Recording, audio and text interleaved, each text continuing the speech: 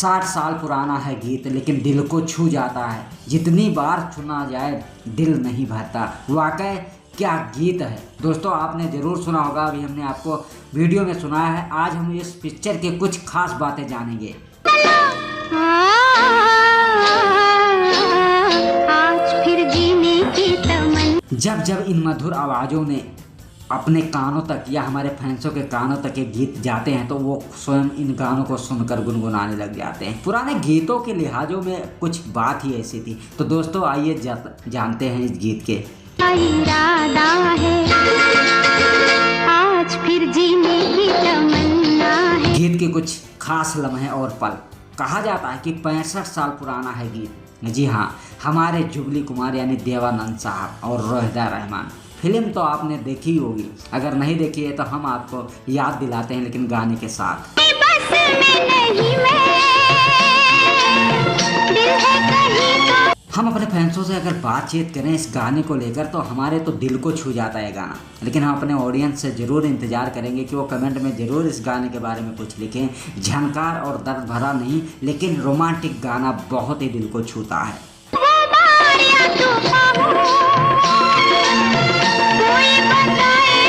जी हाँ, बता दें कि देवानंद साहब बॉलीवुड के वो स्टार हैं जिन्हें जितनी बार देखा जाए उतनी बार याद किया जाएगा। भले अब हमारे बीच नहीं है लेकिन इनकी खास फिल्में हमें याद दिला देती हैं।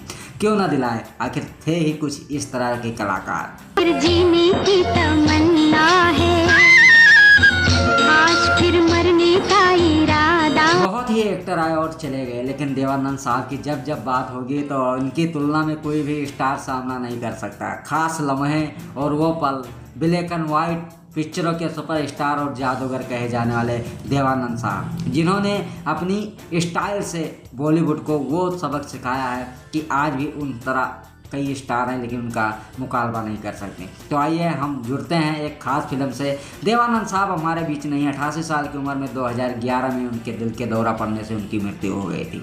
लेकिन उनके वो 88 साल जो उन्होंने बॉलीवुड में दिए हैं, करीबन 7 दशक, 1942 से लेकर 2011 तक, हाल ही में उन्हें कौन भूल सकता है।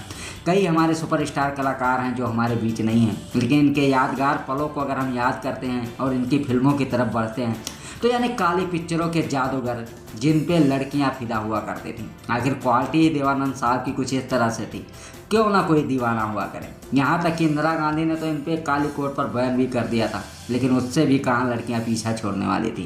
देवानंद साहब ने अपनी उम्र में कई ऐसी रोमांटिक फिल्मों में नजर आए। उनके साथ ही अगर बात करें तो राज कपूर साहब जो उनके सबसे खास करीब और मित्र माने जाते थे। दूसरी तरफ अगर हम जाते हैं तो दिलीप कुमार साहब भी एक स्टार के बदौलत उन्हें माना जाता था। उन्होंने कई तगड़ी पिक्चरें काम की।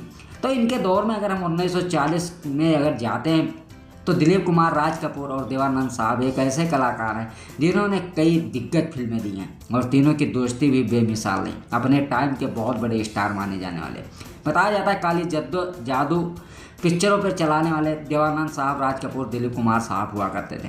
हिंदी सिनेमा जगत को एक अच्छी भूमिका और आगे ले जाने में इन तीनों कलाकार का अहम रोल रहा और यही वजह है कि हमारे आने वाले पीढ़ियाँ और उनके ऑडियंस जो फिल्मों से ज़्यादा लगाव रखते हैं अपने अपने कलाकारों को भी फॉलो करते हैं। जैसे कि हम बता दें तो बहुत से कलाकार हैं, जैसे कि जुबली कुमारों में राजेंद्र कुमार आते हैं, देवानंद साहब आते हैं, धर्म जी आ जाते हैं। कई ऐसे स्टार हैं जो ऑडियंस अपने अपने स्टारों को सबसे ज़्यादा पसंद करते हैं। उनमें में से हमारे एक देवानंद साहब हैं जिनकी ज़िंदगियों में कई ऐसी लड़कियाँ प्रेम कहानी हुआ करती थी। कुछ लोगों का तो मानना है कि देवानंद साहब शादीशुदा होते भी उनके लिए प्यार करना कोई बड़ी बात नहीं थी। उन पे कई हज़ारों लड़कियां चाहने वाली थी और उनका एक झलक पाने के लिए एक लंबी कतार लग जाया करती थी। दौर था 1960 और 65 का। हाँ, एक फिल्म ऐसी बनी थी 1965 में जो फिल्म का नाम था गाइड। इस फिल्म के जरिए देखे गए थे देवानंद साहब, रोहिदा रहमान। जो ये गीत लता मंगेशकर जी ने गाया था, आज भी दिल को छू जाता है।